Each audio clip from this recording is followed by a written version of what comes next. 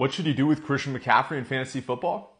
Let's get into it. Now, I know it's hard to be patient in fantasy football, but the difference between people who win their league and people who lose their league is patience. It literally is, because it doesn't matter. All you have to do is squeak by matchups, right? Win at least enough to get into the playoffs to get this guy back.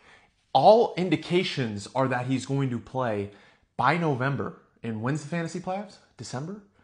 Yeah. So what? What's the big issue? I see too many people trying to say, oh, let's trade him. What should I trade McCaffrey for? What should I do this for?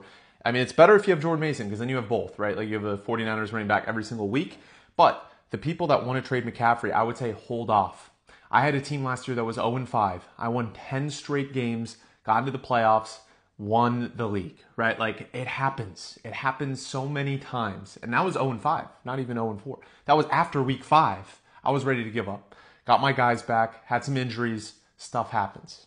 Because the fact of the matter is, this guy was the RB1 by over 100 fantasy points last season. When he plays, though he may never have that type of, usage again, he's still 20 plus fantasy points every single time he goes and takes the field.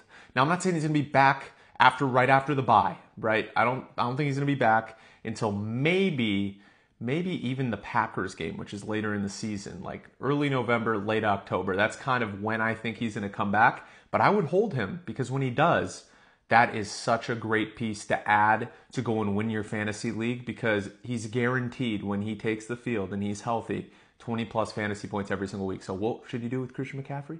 Hold him. Hold him at all costs.